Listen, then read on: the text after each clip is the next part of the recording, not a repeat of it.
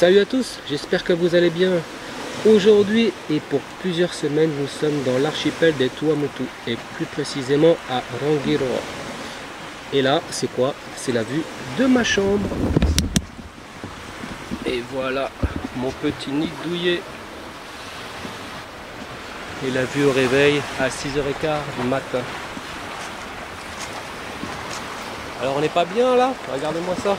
Magnifique. Alors, une chose pour commencer, votre ennemi principal ici, ça sera les moustiques. Et votre arme principale, ça sera ça, le off. Allez, je vais me prendre un café et après on va bouger et je vais vous expliquer tout en détail. Allez, voilà, ça c'est fait, bien mangé. Et maintenant, on va aller se balader. Donc le but, c'est pas de voir ma tête parce que les paysages sont plus jolis que moi, je pense. Là, je suis sur un petit motu, on est dans la cocoterie. Donc on va marcher, je vais vous expliquer quelques trucs. Et je vais faire voir le paysage en même temps. Donc quand je vous ai dit qu'il n'y aurait pas de plage et de décor paradisiaque sur cette chaîne, évidemment je vous ai menti, hein. Fallait écouter mes potes en vrai, hein. Donc pourquoi je ne l'ai pas fait avant? Parce que j'en avais pas eu l'occasion, je n'avais pas forcément les moyens, j'étais pas du tout bon en montage et pas préparé. Là je pense que je suis en capacité de vous faire un truc pas trop mal. Alors j'ai juste un petit coup de gueule, après ça sera fini, hein. Lorsque je suis venu ici, j'ai pris, il y a deux compagnies, hein, Air Tahiti qui est là depuis très longtemps et Air Moana qui est une nouvelle compagnie depuis quelques mois. C'est les enfoirés Air Tahiti parce que quand on rentre à l'aéroport de Tahiti Fa'a, tout à droite ce sont les vols internationaux uniquement et tout à gauche ce sont les vols domestiques inter-îles qui sont gérés depuis toujours par Air Tahiti.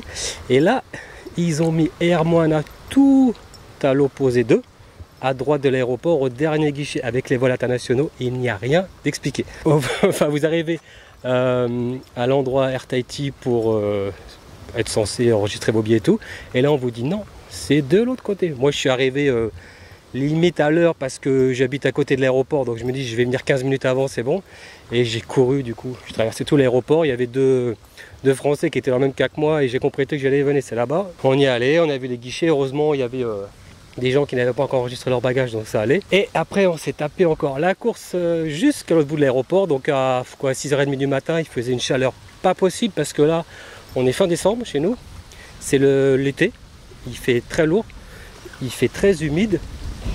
Et voilà, donc on était content à 6h30 d'être tout mouillé déjà, plein de sueur. Donc voilà, c'était tout, hormis ça, franchement le personnel de Air Moana, nickel. Ils font même des petites blagues dans l'avion, il n'y a rien à dire, ils sont vraiment bien, vraiment pro. Donc là on est à Rangiroa, donc ça fait partie de l'archipel des Tuamotu Gambier. C'est un très grand archipel qui se situe à l'est de Tahiti. Donc les Tuamotu ici, on les appelle les Tuams, c'est une abréviation, donc quand je vais dire les Tuams, ça sera les Tuamotu, vous inquiétez pas. Ici, il y a 76 atolls qui composent l'archipel des Tuamotu. 76 îles, ça fait 1/10 de la surface de la Corse. Sachant que cet archipel s'étend sur presque 1800 km. Donc ça fait quasiment 2 fois la distance de la France du nord au sud. Et il y a moins de 20 habitants au kilomètre carré. Sachant qu'à Paris, il y a environ 20 000 habitants au kilomètre carré. Ça fait qu'ici la population est 1000 fois moins dense qu'à Paris. Il y a peu de monde en général hein, sur les îles, ça peut être une cinquantaine de personnes comme 100, 200, 300. Là on est à Rangui. Rangui c'est l'exception, hein, il y a pas loin de 3000 habitants. Et comme vous pouvez le voir, les décors sont totalement différents de ce qu'on voit à Tahiti. Il n'y a pas de montagne, il n'y a pas de hauteur. En général les terres sont émergées de 1, 2 voire 3 mètres au-dessus du niveau de l'océan. C'est très très peu. Donc c'est vrai que cet archipel est vraiment soumis au réchauffement climatique. Il y a des passes donc, qui coupent en fait l'île à certains endroits et qui permettent aux poissons de rentrer dans le lagon. Donc là je suis ici pour 5 jours, donc je vais essayer de vous faire un max de vidéos. En même temps il n'y a pas énormément de choses à voir parce qu'en fait vous faites une île aux Tuams, vous avez à peu près tout vu parce que le contexte est sensiblement le même. Les particularités de la vie des Tuams. En fait, je vais faire plusieurs vidéos qui seront basées uniquement là-dessus. Et vous allez voir qu'il y a vraiment de gros changements par rapport à, on va dire, une vie occidentale normale. Et je pense qu'il y a beaucoup de choses dont vous ignorez l'existence. Alors, le point positif principal, qui est en même temps un des points négatifs, c'est le soleil. Ici, il tape très très fort. Il y a vraiment peu d'ombre. D'ailleurs la caméra surchauffe au bout de 5 minutes, donc vous n'aurez pas des longs plans séquences, hein, je peux pas, sinon elle s'éteint toute seule. Donc d'ailleurs quand vous êtes ici, ne jouez pas au con, mettez de l'écran total en permanence, surtout quand il y a des nuages, car les UV passent quand même à travers, vous ne le sentez pas. Mais une fois la journée finie, vous allez prendre votre petite douche, vous passez de l'eau bien froide que vous avez chaud, et même l'eau froide vous brûle. Donc mettez vraiment la plus grosse crème solaire que vous avez. N'hésitez pas à badigeonnez-vous. Sinon, surtout si vous avez une peau de blanc et vous n'avez pas l'habitude du soleil, ici en fait on ne bronze pas, on crame.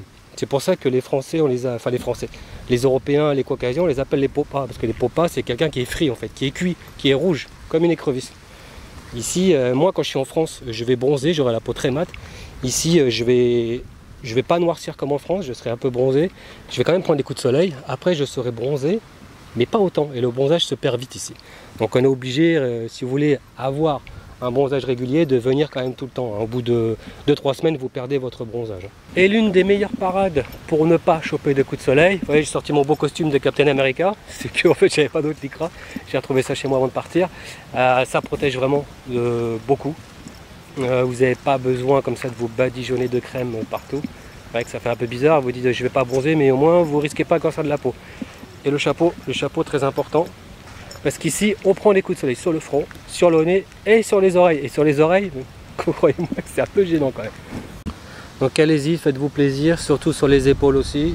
On n'y pense pas trop, mais le soleil vient d'en haut, donc la partie haute de votre corps, il faut vraiment la protéger. Pareil ici, donc avec l'humidité, la chaleur, vous ne vous rendez pas compte que vous allez avoir soif, donc buvez beaucoup d'eau. Vraiment, n'attendez pas d'avoir soif et d'être déshydraté, de limite tomber dans les vapes. Buvez beaucoup d'eau, beaucoup d'eau. Si vous venez ici, vous avez l'intention de passer des vacances et de bronzer, faites gaffe, allez-y partiellement. Les heures à éviter, on va dire, allez, 10h30, 11h jusqu'à 15h, là où ça tape vraiment fort. Donc essayez de bronzer en dehors de ces heures.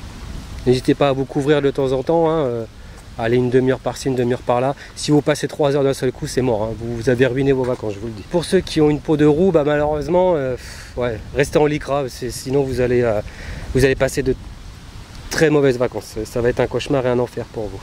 Donc ici, comme vous pouvez le voir, hein, les motus sont très pauvres. Avant, les terres des Tuamotu, c'était assez riche quand même. Il y avait des tubercules, pas mal de choses qui poussaient, des légumes, on pouvait faire pousser des fruits. Malheureusement, on a encouragé la production de copra et de coco, ce qui fait que ça appauvrit les sols. Donc ce sont des récifs coralliens. C'est pour ça que c'est tout blanc, qu'il y a du sable blanc partout. Pas grand chose qui pousse, hein, et ce sont des espèces, il n'y a pas beaucoup d'arbres fruitiers, on va dire. Hein. Les légumes, n'y pensez même pas. Il y a des cocotiers, évidemment. Il y a quelques fruits de pandanus. Le pandanus, c'est ce qui sert à recouvrir les toitures. Hein, faire des potées, des hôtels, des maisons anciennement, mais c'est tellement coûteux, tellement long à faire que maintenant on met des tôles, hein, sur les maisons, c'est comme ça. C'est beaucoup plus pratique pour tout le monde. Vous pouvez avoir des endroits où il y a du citronnier. Bon, après, ce sont les gens qui ont planté. Hein. Vous avez des motinis, les motinis sont des citrouilles. Vous pouvez planter des pastèques aussi. Mais tout ce qui est bananes, fruits de la passion, les papayes ça pousse, ouais. Les papayes ça a besoin de rien. Mais les mangues, les avocats, c'est pas la peine. Concombre, salade, tomate, vous oubliez aussi. À moins vraiment d'avoir une bonne terre chez vous. Donc, comme vous pouvez le voir, c'est plat. C'est très plat. Ça fait que quand il pleut, l'eau n'est pas stockée dans les montagnes, dans les rivières, etc. Donc elle va uniquement dans la nappe phréatique directement. On récolte au maximum l'eau de pluie avec des gouttières qu'on va stocker dans des réservoirs d'eau. Ici on appelle ça turapapé. Il y a 2 façons d'avoir de l'eau ici. Donc soit par l'intermédiaire de la récupération d'eau directement qu'on va stocker, soit l'eau du trou. L'eau du trou, en fait, on va creuser à 1 mètre, 2 mètres de profondeur. On aura une eau saumâtre qu'on va prendre dans la nappe phréatique directement, qui parfois sont assez mauvais, parfois moins, ça dépend de l'endroit où vous êtes. Ça dépend s'il a plu aussi. S'il a plu, l'eau est assez diluée, ça sent moins. Donc cette eau-là, on va s'en servir principalement pour se rincer quand on sort de l'eau. Ça va être pour laver le linge, pour laver la vaisselle. L'eau est quand même très rare. Il pleut rarement ici. Quand il pleut, souvent c'est la nuit, c'est quelques averses. Ça dure des fois 5 minutes, une demi-heure, c'est tout. Des fois il pleut pas du tout. La journée, c'est rare qu'il pleuve. Hein. Là, on est en saison des pluies. Voilà. Là, il est 11h. Voilà, on a 3-4 nuages. On a une petite averse ce matin de 2 minutes. C'est tombé vraiment pas grand chose. Donc l'eau ici, c'est de l'or, c'est très précieux. C'est vraiment la chose la plus précieuse ici. Après l'eau de pluie qu'on récupère, on va l'utiliser pour se doucher évidemment.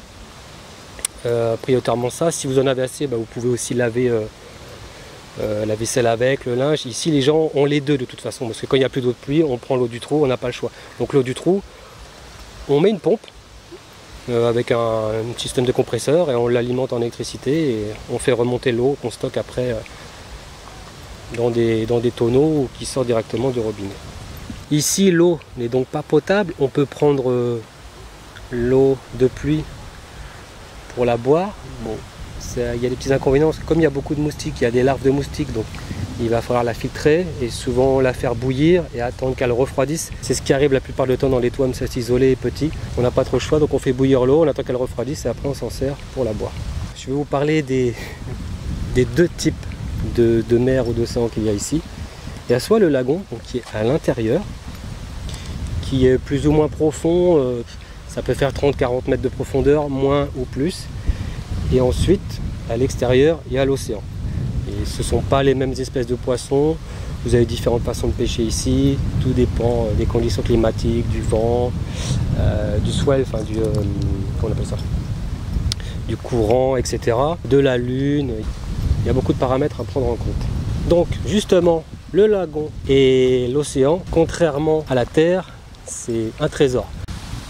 On peut voir de tout ici, hein. Voilà, il y a des épaves de camions et des épaves de voitures. Malheureusement ici, niveau traitement des déchets, c'est compliqué, hein. Ça arrive, mais pour repartir, c'est une autre histoire. Ici, on parle évidemment français, mais aussi le tahitien dans les îles les plus proches de Tahiti, comme Rangui, Mani, Mataiva. Sinon, après, plus on va vers l'ouest, moins on parle tahitien et on parle le Pomotu. D'ailleurs, les habitants des Tuamotus sont appelés aussi les Pomotu. Une des différences majeures entre le Pomotu et le tahitien, c'est qu'il y a des cas comme dans le marquisien et le hawaïen. Donc à cause du réchauffement climatique et de la montée des eaux, les plages disparaissent d'année en année et malheureusement on ne peut pas faire grand chose ici. L'avantage qu'il y a, c'est que c'est une des seules zones au monde où il n'y a pas de marée. Donc les marées, elles seront toutes petites, l'eau va monter de 2, 3, 4 mètres, c'est quasiment pas visible à l'œil nu.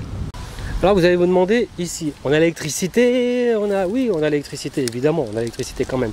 Ici, il y a des centrales électriques, enfin les centrales thermiques, qui tournent au fioul. Donc l'électricité, il y a deux types. Soit il y a l'équivalent de Tahiti, EDT, électricité de Tahiti. Donc vous avez un compteur normal, comme vous avez en France partout. Soit il y a le cash power. Le cash power, c'est fait pour les gens qui n'ont pas de compte en banque, pour éviter aussi les soucis de paiement des gens. Comme c'est tout petit, si vous ne payez pas, il n'y a pas d'huissier, il n'y a pas assez compliqué. Donc je pense qu'ils ont fait ce système pour ça. Le cash power, c'est un système très simple, c'est un système à carte. Vous prenez pour 1000 francs, 2000 francs, 3000 francs d'électricité. Et quand ça arrive à la fin, ça coupe. Voilà, comme avant les cartes de crédit pour les téléphones, c'est exactement la même chose. Et dans les Tuams, il n'y a pas d'organisme bancaire. Il y a l'OPT, enfin maintenant Whareroata. L'OPT, c'est l'équivalent de la Poste ici. Il y a juste une exception. À Rangui, il y a une banque de Tahiti et une banque Socredo. À la banque de Tahiti, il n'y a pas de DAB automatique, il y a uniquement la Socredo qui se trouve à l'aéroport. Sinon, dans toutes les autres îles des Tuams, il n'y a pas de banque et de distributeur automatique. Donc si vous venez ici, prenez votre cash. Très peu de magasins. Donc ici, ça sera du paiement en liquide uniquement. Donc n'oubliez pas de faire votre change. Ici, on n'utilise pas l'euro, mais le franc pacifique. Donc il y a très peu de magasins ici. À Rangui, c'est vraiment l'exception, c'est très grand. Il y a même, on verra dans notre vidéo, il y a beaucoup de commerces quand même par rapport à ailleurs. Souvent ici, les magasins, c'est même pas un magasin, c'est une pièce de la maison de quelqu'un, une pièce arrière on va dire, où il y a comme un petit bar en fait, ou un comptoir. Vous allez arriver là, et derrière il y aura des boîtes, des produits de première nécessité, ça va être de l'huile, tout ce qui est en boîte, surgelé, des rasoirs, des produits d'entretien, etc. Et du coup vous ne pourrez pas rentrer, vous allez demander ce que vous voulez et on vous servira comme ça. Donc ici quand vous allez en pension, vous voyez demi-pension, pension complète, moi je vous conseille quand même de prendre pension complète, vous n'aurez pas de problème pour vous nourrir. Donc ici les gens importent la plupart des choses pour se nourrir et pour leur confort, hein, pour leur vie de tous les jours. Par contre il y a une seule chose qu'on n'importe pas ici, c'est le poisson. Évidemment, je pense que vous allez vouloir savoir comment on pêche. Donc je vous dis à la semaine prochaine pour voir tout ça. Donc en attendant, abonnez-vous, aimez, partagez. Si vous avez des questions, n'hésitez pas, j'y répondrai volontiers. Et nana, à la semaine prochaine.